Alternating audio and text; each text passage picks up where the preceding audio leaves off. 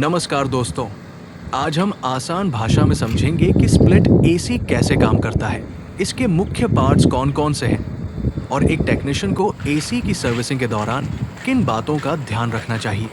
सबसे पहले बात करते हैं इंडोर यूनिट की। इंडोर यूनिट में मुख्य रूप से evaporator call, blower fan, indoor fan motor, air filter, PCB, temperature sensor और ड्रेन सिस्टम होता है। जब एसी कूलिंग मोड में चलता है तो इंडोर यूनिट की इवेपोरेटर कॉल ठंडी होती है।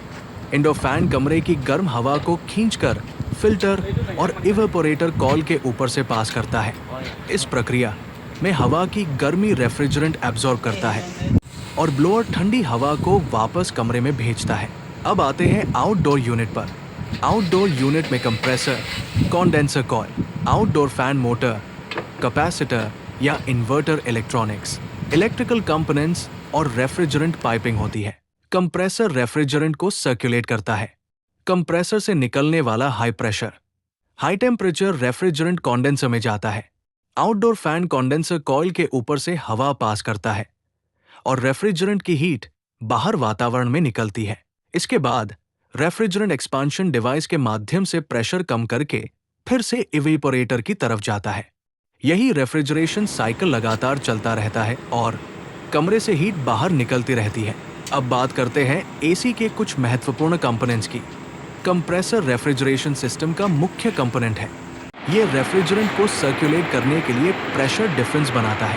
कंडेंसर कॉइल रेफ्रिजरेंट की हीट बाहर निकालने का काम करती है। इवेपोरेटर कॉइल कमरे की हीट एब्जॉर्ब करती है। ब्लोअर मोटर इंडोर यूनिट में एयर फ्लो बनाए रखता है। आउटडोर फैन मोटर कंडेंसर से हीट रिजेक्शन में मदद करता है। पुराने नॉन इन्वर्टर एसी में कैपेसिटर और कॉन्टैक्टर जैसे कंपोनेंट्स भी महत्वपूर्ण होते हैं, जबकि इन्वर्टर एसी में पीसीबी और इन्वर्टर ड्राइव कंप्रेसर और मोटर की स्पीड को कंट्रोल करते हैं। अब बात करते हैं रेफ्रिजरेंट की। एसी में R22, R32, R410 और कुछ नए सिस्टम्स में R290 जैसे रेफ्रिजरेंट इस्तेमाल हो सकते हैं।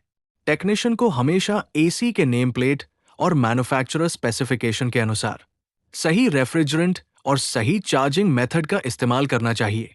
सिर्फ प्रेशर देखकर रेफ्रिजरेंट चार्ज करना सही तरीका नहीं है।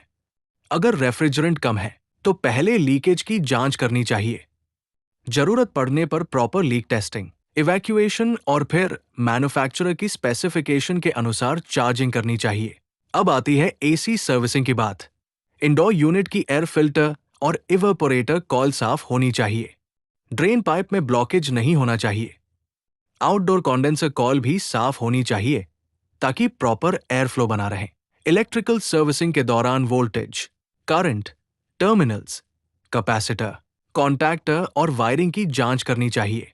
लेकिन याद रखें, ऐसी सर्विसिंग सिर्फ वॉशिंग का नाम नहीं है। एक प्रोफेशनल टेक्नीशियन को cooling performance, air flow, electrical condition, refrigerant circuit और ड्रेनेज सिस्टम सभी को चेक करना चाहिए। और सबसे महत्वपूर्ण बात, एसी पर काम करते समय सेफ्टी का ध्यान रखें।